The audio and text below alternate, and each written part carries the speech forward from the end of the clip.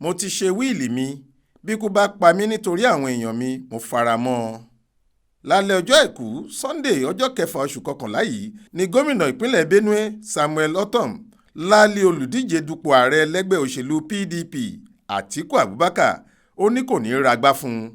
ní gbọ̀ngàn ayẹyẹ ilé ìjọba Benue nílùú Makurdi tí í ṣe olú ìlú ìpínlẹ̀ náà tó ti gbàlejò àwọn gómìnà ẹlẹgbẹ́ ẹ̀ fún àpèjẹ pàtàkì kan ló ti sọ̀rọ̀ ọ̀hún. àwọn gómìnà 4 tó gbà lálejò ọ̀hún ni Nyesom Wike ti ìpínlẹ̀ Rivers, gómìnà ìpínlẹ̀ Abia Okezie Ikpeasu, Ṣèyí Mákindé tìpínlẹ̀ Ọ̀yọ́ àti Ifeanyi Ugwuanyi tí í ṣe gómìnà ìpínlẹ̀ Enugu ni wọ́n kalẹ̀ sílùú Makurdi lọ́jọ́ Sunday láti ṣíṣọ lójú eégún ètò ìpolongo ìbò gómìnà àtàwọn ilé ìgbìmọ̀ asòfin nípínlẹ̀ Benue èyí tí yóò wáyé lọ́jọ́ kejì tí wọ́n dé ìlú náà, ìyẹn ọjọ́ ajé Monday ọjọ́ 7 oṣù kọkànlá ọdún yìí.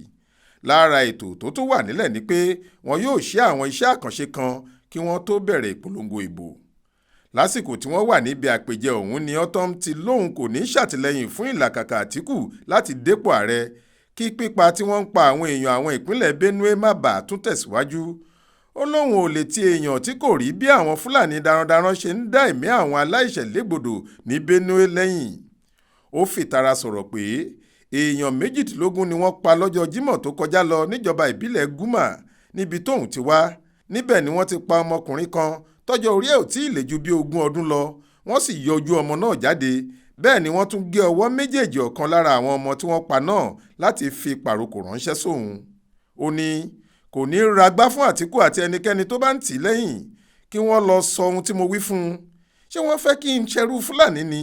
kàkà bẹ́ẹ̀ màá yá a kú ni, torí ọ̀tá Benue ni ẹnikẹ́ni tó bá ń gbè sẹ́yìn Àtíkù. wọ́n ń pa àwọn èèyàn mi lójoojúmọ́, ẹ sì ń fẹ́ kí n dákẹ́ kí n máa wòran. kò ní lè ṣeé ṣe o.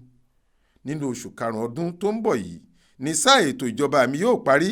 ohun tó sì wù yín ni kẹ́ ẹ dá lára tẹ́ ẹ bá rò pé gbogbo agbára ló wà níkàáwọ́ yín, nítorí àwọn kan ti ń dún mọ̀húrú mọ́ mi. mo ti kọ ìwé ìpíngún wíìlì mi nígbà tí mo gbé lé ìyàwó mi lọ́wọ́, ó sunkún títí tílẹ̀ fi mọ́ ni. tí n bá kú lẹ́ni ọdún 62 62, mi ò kéré jù, mi ò dẹ̀ ṣánkú.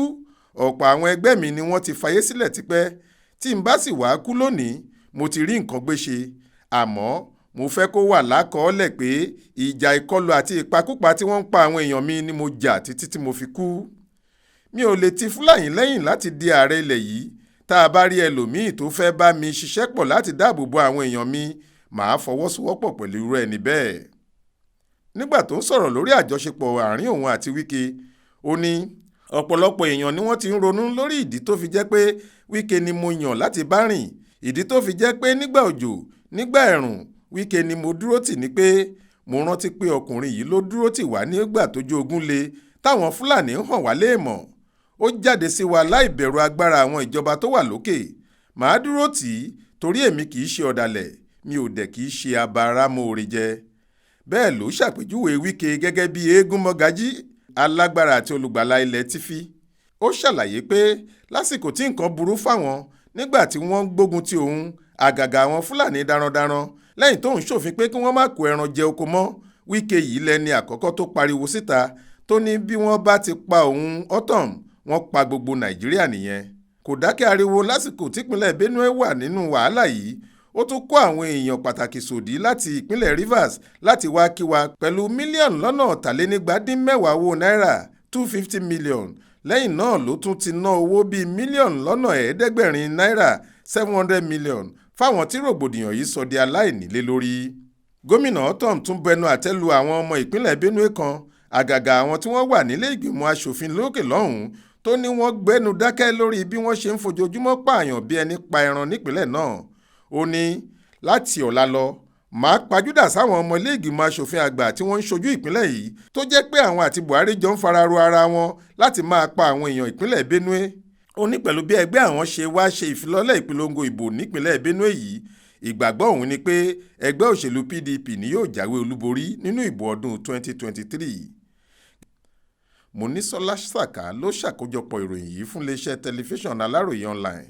Faith Adébọ́lá ló kà á sétígbọ̀ọ́ yín.